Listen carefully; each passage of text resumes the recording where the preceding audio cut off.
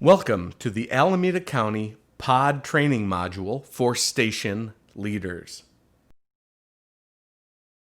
As a station leader at a point of dispensing site or pod, you have additional responsibilities and challenges. You're the lead decision maker at your station. Each pod has a mission, and each station plays a critical role in that mission. Your part of the mission is to ensure that your station and team fulfill their functions within the pod. The first thing you need to do is make sure that your team knows their roles. If an emergency is just beginning or you're participating in a training exercise, you may feel like you don't know your station and your role well yourself. It's okay. Everyone goes through a learning curve. This is the reason we train. Make sure every staff member on your team knows their responsibilities. When someone joins your station for the first time, review their role and the mission. If you have any best practices or tips, share them. You're the last trainer that they will get. Every emergency is different. Adaptation and on-the-job learning are part of the process. The subroutines you and your team develop to perform your role and fulfill your station goals are crucial. Pass them on. Make sure to train at least one replacement for yourself to ensure continuity in case you become ill or are delayed on your next shift. If this is a training exercise, try to include everyone on your team because they're all preparing to become station leaders themselves in a real event. Many best practices can only be discovered through experience. At the show form station, for example, some team members found that they needed to carry a clipboard to write on.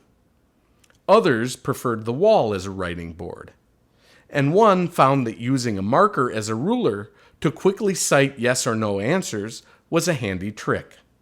As teammates discover methods that work better, help spread them. As leader, you may be more mobile and better able to cross-pollinate good ideas. Weather, logistics, and even public opinion can alter the way pods work most efficiently. As station leader, you're the one empowered to make decisions to keep up with the changes. And these decisions can save lives. You're also the number one enforcer of the number one rule in a time-critical event: speed equals survival. Be reassuring and supportive, but always keep the line moving. For some teammates, this may simply mean curbing their habit to chat with clients. But for you, it means constant awareness of what it takes to keep the line moving as quickly as possible.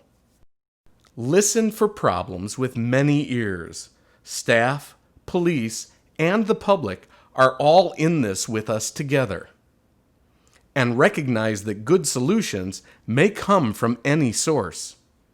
One of your greatest resources is the public. If there's a language barrier, someone else in line from the same community may speak that language. If someone in line needs a little guidance, people around them can be engaged as a support network as they move through the pod. If a client has medical issues or real complications while at any of the stations, they should be referred to medical evaluation, where a clinician can take over. It's not only appropriate, but preferable to pass the buck if it keeps the express track moving. Of course, if you're in special needs or medical evaluation, the buck stops with you. That's why it's important not to overwhelm the special needs track. They serve as backup for the express track, but their resources are limited. Remember that this is an emergency situation. Everyone's feeling heightened emotions and stress, even if they're not showing it, including you. Make sure you and everyone on your team gets regular breaks with food and water. Dehydration is especially dangerous for people in emergencies, who tend to power through until it's too late. As station leader, you're also the number one guardian of your team's health. and this includes their mental health. Emergency operations can be tough business. People may feel that because it's tough, everyone should be serious. But you can be serious without being grim. People should be allowed to feel good about what they're doing, and they should enjoy their work and the service they're providing. As a leader, you can help them by recognizing their efforts and encouraging them. Remember that everyone is important to the overall success of the pod. Depending on the disaster, psychological first aid may sometimes be needed. Link people to the appropriate mental health services whenever necessary. In general, psychological first aid during disasters consists primarily of reducing initial stress and addressing immediate physical needs. Remain within the scope of your designated role. You can often provide the most help by modeling a sense of hope and optimism that others in a disaster do not always feel themselves. Often after a disaster, people are very upset and may turn to negative coping. This might mean drinking, drug abuse, excessive caffeine, lack of sleep, and general irritability. Try to de-escalate any confrontation and move it out of the critical path. And don't be afraid to call for security if there's any threat of violence or disruption to the flow of the pod. Also be aware that in large disasters, rumors can run rampant. It's your job to communicate only accurate information. If you don't have accurate information, don't improvise.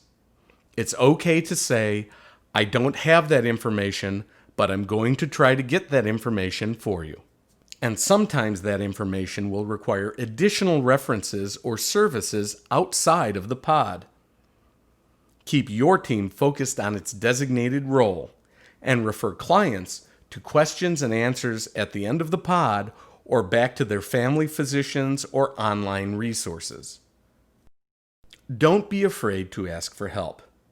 Often, station leaders are first to recognize needs that can only be solved by the command staff or outside resources.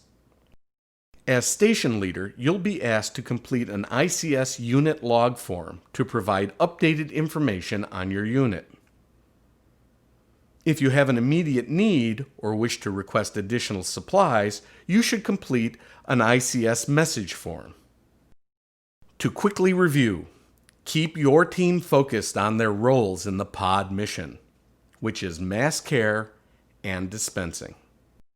As a station leader, your responsibilities include making sure everyone understands their role and performs it with maximum effect. Start with clear goals, but be ready to learn as you go. Be adaptable, especially if adapting will speed up the line and save lives. At the same time, protect everyone's physical and mental health, including your own. Make sure you and your staff drink plenty of water and take breaks as needed. Model positive behavior and hope, even in the face of disaster. Communicate accurately and consider the public standing in line as another resource to help fulfill the pod mission. Recognize that everyone has something to contribute in the effort to help save lives. Your mission is important, and your station is essential. Thanks for stepping up to a leadership role. If you have any additional questions, make sure to ask your supervisor.